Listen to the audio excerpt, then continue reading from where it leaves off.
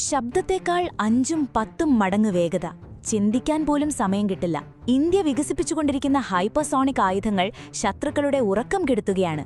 യുദ്ധമുണ്ടായാൽ റഡാറുകളെ വെട്ടിച്ച് മരണം വിതയ്ക്കുന്ന ഇന്ത്യയുടെ ആ 5 വമ്പൻ ആയുധങ്ങൾ ഏതൊക്കെയാണെന്ന് നോക്കാം. ലിസ്റ്റിൽ ഒന്നാമൻ ബ്രഹ്മോസ് 2. റഷ്യയുമായി ചേർന്ന് ഇന്ത്യ വികസിപ്പിക്കുന്ന ഈ മിസൈലിന് മാക് 8 വേഗതയുണ്ടാകുമെന്നാണ് റിപ്പോർട്ടുകൾ. അതായത് ശബ്ദത്തേക്കാൾ 8 ഇരട്ടി വേഗത. ഒരു നഗരം ആക്രമിക്കാൻ ഈ മിസൈലിനെ വെറും മിനിറ്റുകൾ മതി. ഇതിനെ വെടിവെച്ചിടാൻ നിലവിൽ ലോകത്ത് ഒരു വിദ്യയുമില്ല. രണ്ടാമത്തേത് HTS-DV.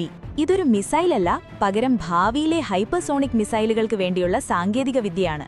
2020-ൽ ഇന്ത്യ ഇത് വിജയകരമായി പരീക്ഷിച്ചതോടെ അമേരിക്കയ്ക്കും റഷ്യയ്ക്കും ചൈനയ്ക്കുമൊപ്പമുള്ള എലൈറ്റ് ക്ലബ്ബിൽ ഇന്ത്യയും ഇടം പിടിച്ചു. ഇന്ത്യയുടെ വരാനിരിക്കുന്ന എല്ലാ സൂപ്പർ സ്പീഡ് മിസൈലുകളുടെയും കരുത്ത് ഇതാണ്.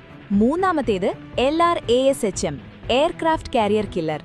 1500 കിലോമീറ്റർ അകലെയുള്ള ശത്രുക്കളെ ലക്ഷ്യം വെക്കുന്ന രഹസ്യ പദ്ധതി.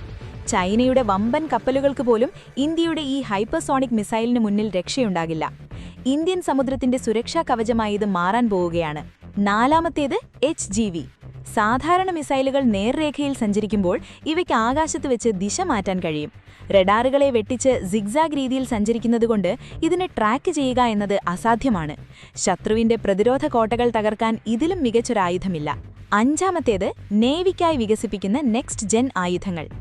ഇന്ത്യൻ മഹാസമുദ്രത്തിൽ ഇന്ത്യയുടെ ആധിപത്യം ഉറപ്പിക്കാൻ ഈ അത്യാധുനിക ആയുധങ്ങൾ സഹായിക്കും. ഇന്ത്യൻ നേവിയുടെ കപ്പലുകളിൽ നിന്നും അന്തർവാഹിനികളിൽ നിന്നും തൊടുക്കാവുന്ന ഈ വേഗതയേറിയ ആയുധങ്ങൾ മേഖലയിലെ ശക്തി സമവാക്യം തന്നെ മാറ്റും. ഹൈപ്പർസോണിക് ആയുധ മത്സരത്തിൽ ഇന്ന് ലോകരാജ്യങ്ങൾക്കൊപ്പം മുന്നിലാണ്. ഇന്ത്യയുടെ ഈ 5 ആയുധങ്ങളിൽ ഏതാണ് ശത്രുക്കൾക്ക് ഏറ്റവും കൂടുതൽ തലവേദനയാകുക എന്നാണ് നിങ്ങൾ കരുതുന്നത്?